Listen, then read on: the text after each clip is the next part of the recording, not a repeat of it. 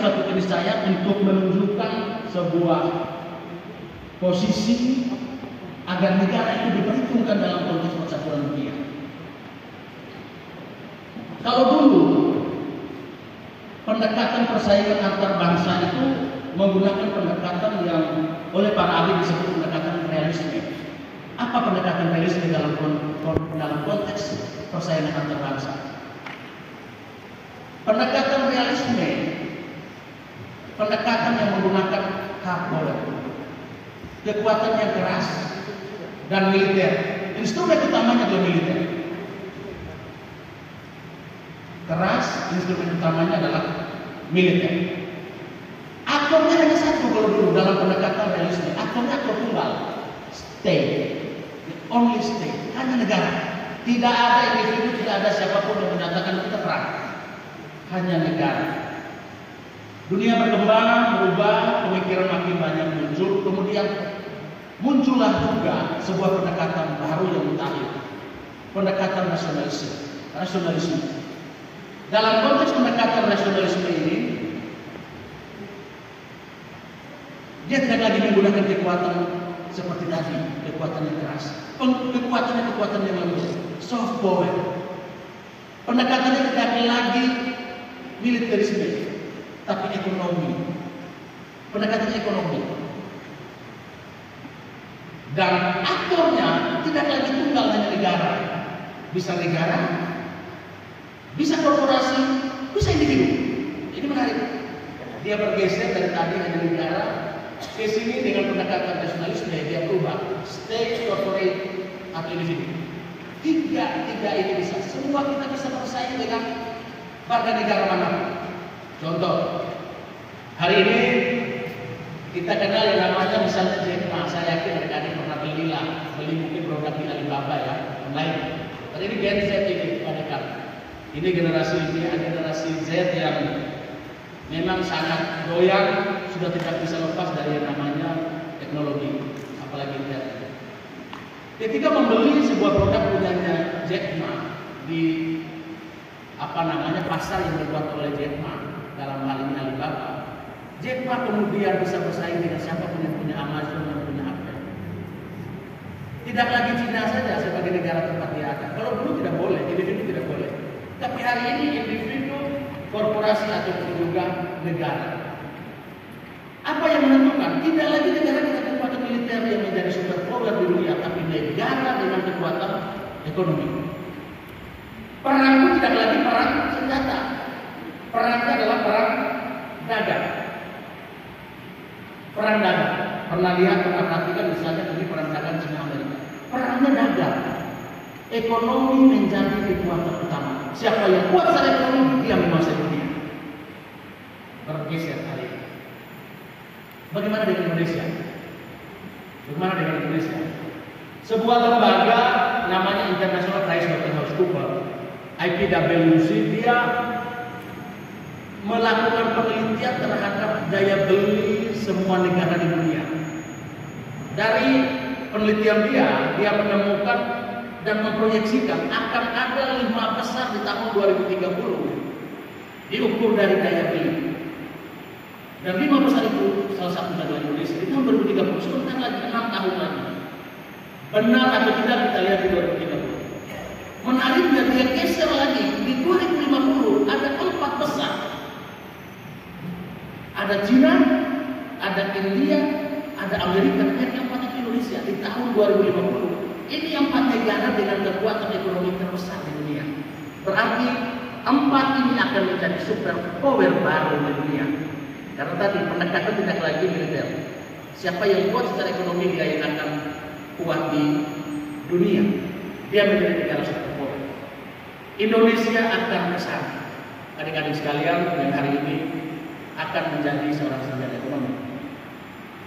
Bagaimana ketika Indonesia akan ke sana? Coba perhatikan baik-baik. Bagaimana negara mendesain dalam konteks nasional kita. Hari ini tema-tema kita, tema Indonesia Emas 2045. Kalau adik-adik perhatikan, semua kita dibawa kepada sebuah situasi di tahun 2045 ketika Indonesia akan memasuki usia emas. Indonesia Emas 2045 yang sebentar lagi di 2050 itu Indonesia akan menjadi negara 4 besar kekuatan ekonomi dunia. Apa alasan IPWC ini memproyeksikan itu? Secara analisis tentu ada basis-basis yang dia pakai. Ada 3 hal menurut dia. Menurut International PricewaterhouseCoopers, 3 hal sebuah negara bisa diproyeksikan untuk menjadi negara superpower di dunia. Satunya itu adalah sumber daya alam. Indonesia hari ini masih memiliki sumber daya alam yang begitu melimpah di semua bidang. Kita pertambangan, energi kita, pangan kita, kekayaan alam kita masih begitu banyak. Itu soal sumber daya alam. Yang kedua, luas wilayah. Sumber daya alam melimpah kalau wilayahnya kecil, tidak mungkin diolah secara maksimal. Berarti sedikit juga sumber daya alam. Dan yang ketiga, dia ngomong soal ada potensi ledakan angkatan kerja di Indonesia. Saya kemarin data sebelum itu saya lihat di 2040, tapi 4-5 hari lalu di Jakarta diskusi ada satu profesor dia bilang 2037 zero ini. Jadi mereka sedang mengisi puncak bonus demografi kita itu di 2037. Saya agak cemas. Ini kalau 2037 tidak kita optimalkan, kita akan menjadi negara tua setelah 2037. Jadi bonus demografi yang selama ini kita gaung-gaungkan itu puncaknya itu di 2037. Selepas 2037 ke sana dia mulai turun pelan-pelan sampai ke sana kita akan hidup di 2040-an. Itu sudah banyak orang tua. Hari ini kecil di bawah, besar di tengah, kecil di atas.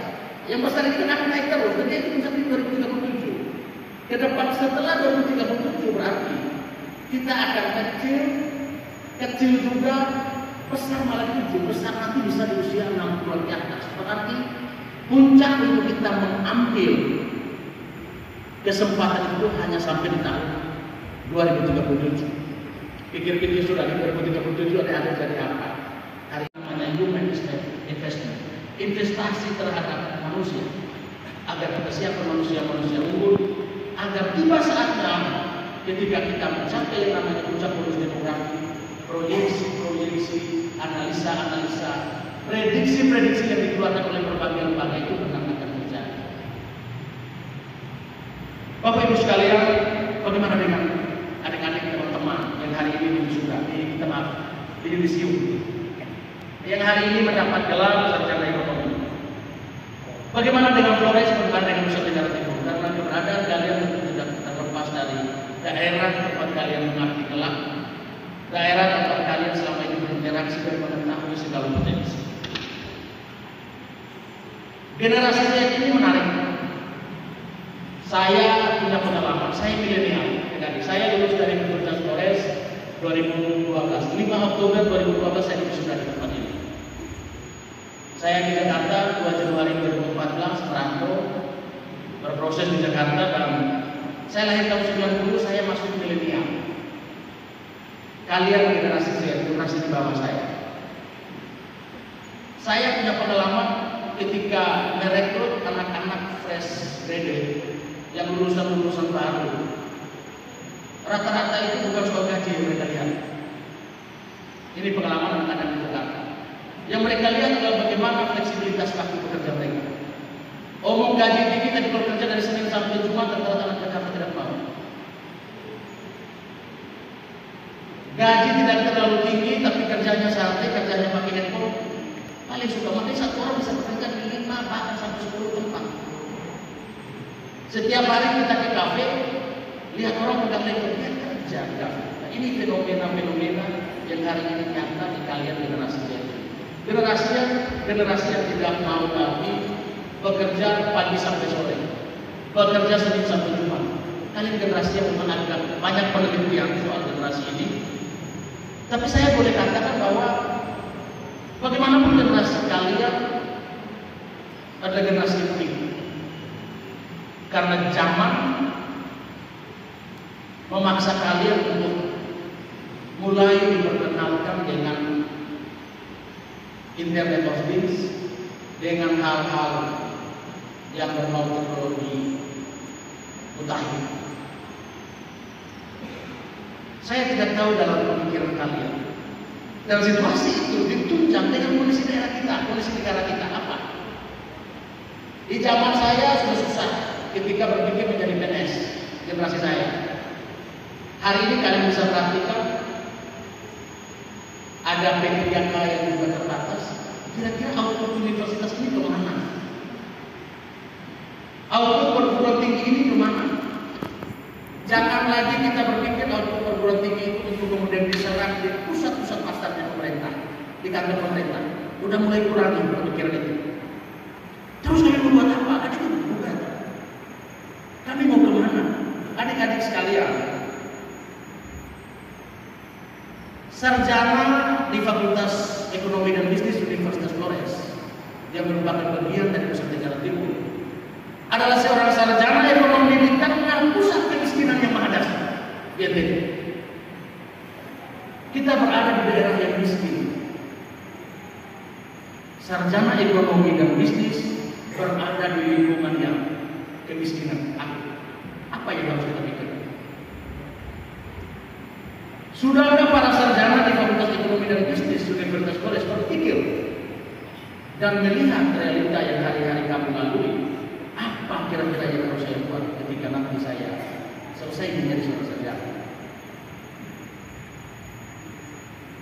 Ketika melihat kemiskinan yang ada di Nusa Tenggara Timur, saya satu orang yang sampai hari ini punya tesis kemiskinan kita karena kita tidak mau memulai sebuah hilirisasi. Hilirisasi adalah urgensi bagaimana mengembalikan nilai tambah seluruh produk dari Flores, seluruh produk dari Nusa Tenggara Timur yang hari ini kita secara sengaja kasih ke pulau lain, kasih ke Jawa, kasih ke Bali, kasih ke tempat lain. Bagaimana seorang sarjana ekonomi dan bisnis, ini levelnya sama dengan UI. Di UI itu Fakultas Ekonomi tidak sendiri, FEB. Saya alumni UI juga, S2 saya di UI. Di UI itu Fakultas Ekonomi dan Bisnis, dan di Flores, Universitas Flores juga Fakultas Ekonomi dan Bisnis. Bagaimana kalian melihat berada di lingkungan yang miskin, kemiskinan tinggi? Yang menariknya, kalian berada di daerah yang penuh dengan sumber daya alam yang limpah. Nah ini bagaimana? Seorang sarjana ekonomi dari Universitas Flores berpikir soal itu. Saya ambil contoh dengan ini, soal hilirisasi. Sehingga ketika berbicara hilirisasi, jangan pernah berpikir hal-hal industrial yang besar, salah. Hilirisasi adalah proses berbentuk. Pak Jokowi pidato di mana-mana ngomong hilirisasi. Kita jangan lihat Pak Jokowi ngomong nikel. Ya udah nikel karena itu dalam konteks kekayaan kita yang besar dalam konteks nasional Indonesia. Tapi dalam konteks NTT, dalam konteks Flores, kita lihat apa potensi kita yang bisa kita buat ke dalam bentuk hilirisasi. Apa potensi pertanian kita yang bisa kita dorong untuk hilirisasi? Apa potensi perikanan kita yang bisa kita dorong untuk hilirisasi? Saya berharap teman-teman sarjana ekonomi dan bisnis dari Universitas Flores ini bisa mulai memainkan peran itu. Saya cerita. Tahun musim BT, jadi ingatan saya ke tahun lalu, saya diskusi dengan seorang kepala desa di utara, di Marolen. Saya bilang, Kak kepala desa, bagaimana kita mulai, kita rubah ini kacang BT. Selama ini kan kacang BT itu gelondong keluar. Kacang BT, siapa yang dari utara, dari Marolen dan sekitarnya, orang utara lah. Jadi kampungnya ada kacang BT, ada tanah bumi. Terlepas saya sebagai anggota DPD RI, saya ini juga pembakar arang di Tanah Barat. Sampai sekarang makanya saya sering pulang. Kalau kamu Google namanya arang Flores itu punya kita. Bakar arang dari mana? Arang dari limbah kepini yang orang tua. Bekerja bisa 30 orang sekarang. Orang bekerja, orang tidak tamat SD bekerja bisa dapat 2 juta sebulan. Orang yang bekerja di sini. Ayo mulai adik-adik berpikir potensi-potensi apa yang mau kita kembangkan. Yang berikut, hari ini pemerintah mendorong program yang namanya makan siang gratis. Minggu lalu kami diskusi, Pak Rektor, saya jelas, statement saya tegas. Sebagai DPD RI, kami akan mendorong para kepala daerah untuk mendukung program ini. Tetapi apabila daerah hanya menjadi objek dari program ini, kita akan dorong kepala daerah untuk tolak. Kalau seandainya telurnya harus datangkan dari Jawa, daerah harus tolak. Kalau seandainya beras harus datangkan dari Jawa, daerah harus tolak. Itu prinsip. Kenapa? Saya hitung begini rekor kemarin. Total anggaran yang akan dibutuhkan itu 421 triliun untuk 80 juta sasaran. Kalau dari 421 triliun itu 1% saja itu ke NTT, berarti NTT dengan 4 triliun. APBD NTT itu 6 triliun. Kalau hanya 1% saja uang itu mengalir ke NTT, dari total itu berarti ada 4 triliun uang itu ke NTT. Dan uang itu untuk apa? Uang itu untuk membelanjakan hal-hal yang berkaitan dengan makan siang gratis. Makanya kemarin di statement saya bilang gerak. Program ini harus menjadi gerakan gotong royong.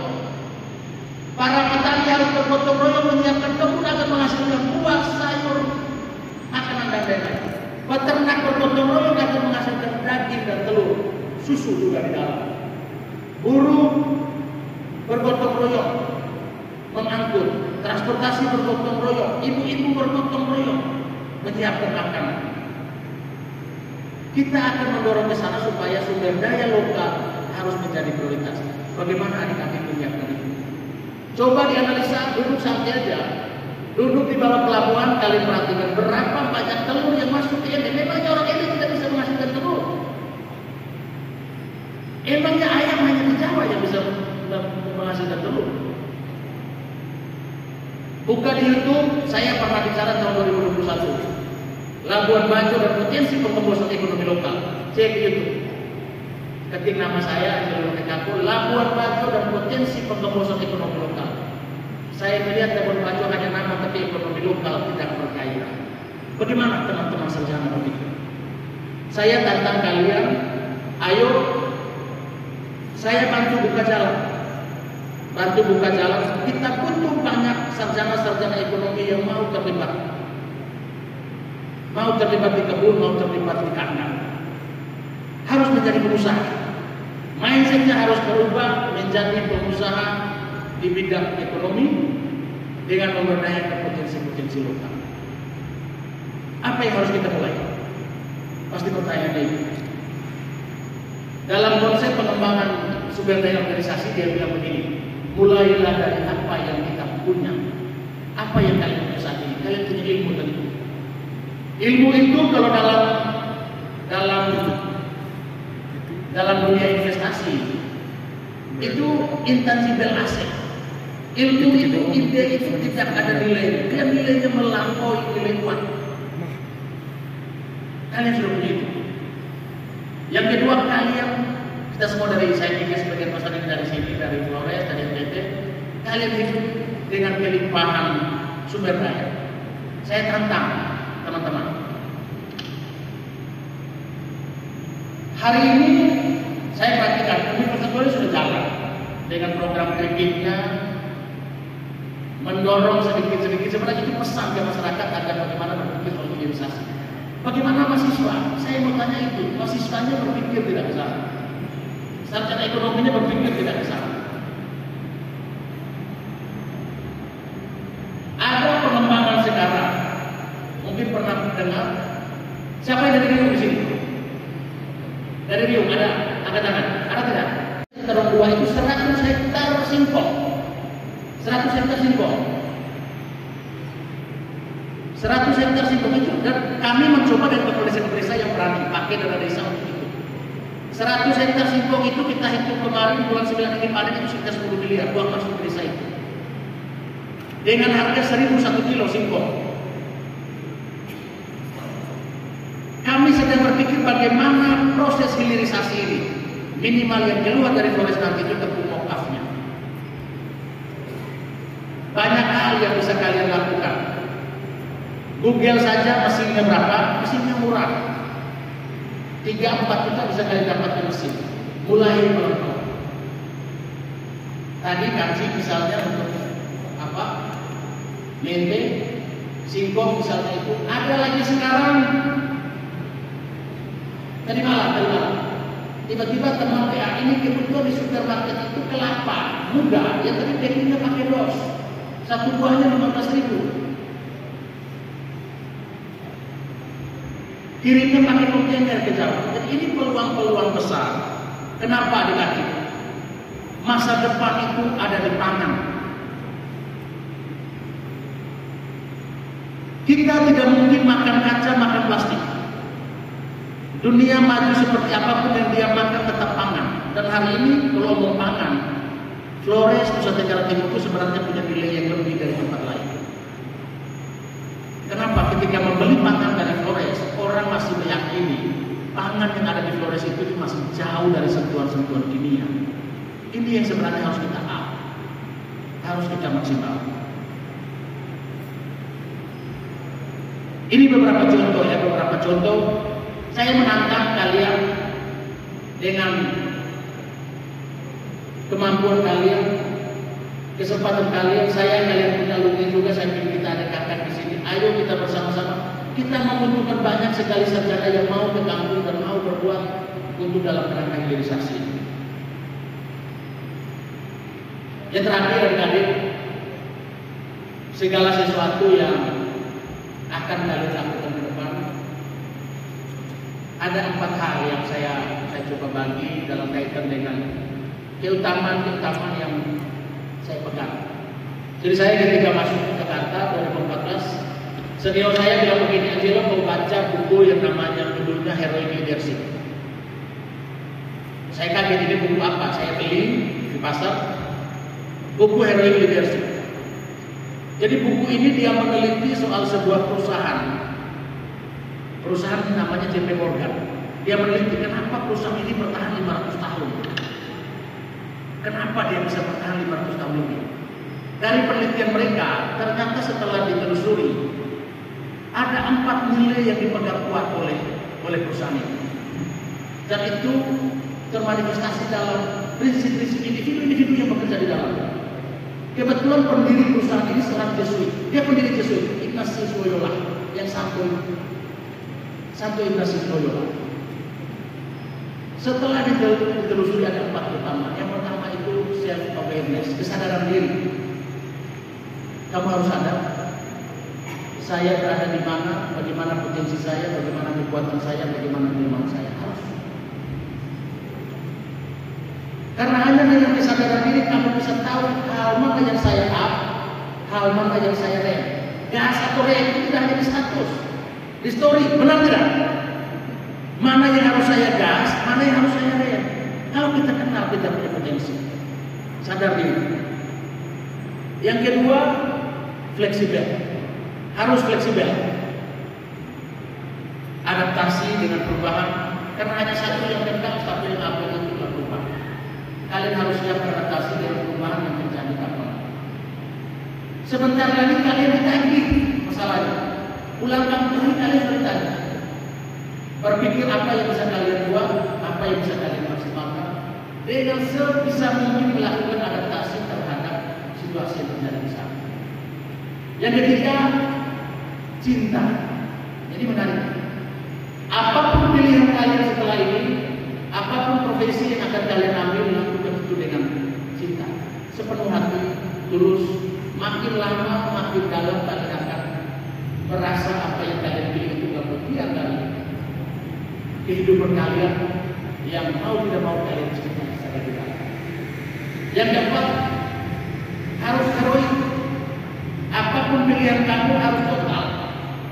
Saya mau pulang misalnya, orang Suaman ada tidak orang Suaman sini? Ini banyak tidak ada orang Suaman, orang dari planet mana ya? Orang Suaman ada ya? Ada misalnya. Coba cek di Soa itu. Di Soa itu kendalanya ketika musim panen kesulitan mesin panen. Hari ini mesin panen yang ketika orang panen langsung keluar beras di sana. Dedak padi terbuang di sana. Jerami terbuang di sana. Saya hampir keliling semua dan saya lihat potensi-potensi begitu banyak. Jerami itu bisa kasih makan sapi, kasih makan ternak. Daripada mereka buang, mereka makan. Kumpul itu ada, pikirkan untuk paruh sapi 1-2 ekor. Saya bantu. Ada yang mau, saya pastikan saya bantu ya. Sebentar catat nomor handphone saya. Ada yang pikir itu, saya bantu. Saya bantu. Kemarin mungkin kamu baca berita satu bibit jagung, mereka buka di situ, masyarakat tanam jagung 4 bulan akan panen bulan 8. Banyak hal, nanti minta nomor saya di Merdeka, kontak saja. Yang penting skemanya jelas, ayo. Kalian sudah bersama. Ya kan? Jangan lagi berpikir kalian, jangan berhenti begini. Jangan sampai setelah jadi jangan nunggu hanya untuk mendapat jawaban. Saya tidak mau itu. Sepakat tidak? Lebih kuat lagi. Sepakat tidak? Sudah ke sana, ya. Sudah ke sana dunia kamu. Jangan berpikir lama kerja. Pikir apa yang bisa kalian buat, kalian bisa mempekerjakan 1-2 orang. Saya pikir itu saja, adik-adik sekalian. Terima kasih atas kesempatan yang diberikan oleh Pak Dekan dan seluruh jajaran. Minta maaf kalau ada hal-hal yang tidak berkenan. Semua ini semata demi kebaikan kalian, tentu karena kebaikan kalian, lembaga kita ini Universitas Flores pasti juga akan tersenyum, akan senang ketika para alumninya mulai berkiprah, ketika para alumninya mulai bisa mempekerjakan orang lain, berkarya di tempat pengabdian yang tentu akan kalian pilih depan. Sekian saja dari saya. Sekali lagi izinkan saya Pak Dekan, saya titip beberapa buku ini sebagai simbolik saja, penyerahan buku dari saya untuk menambah di perpustakaan Fakultas Ekonomi dan Bisnis Universitas.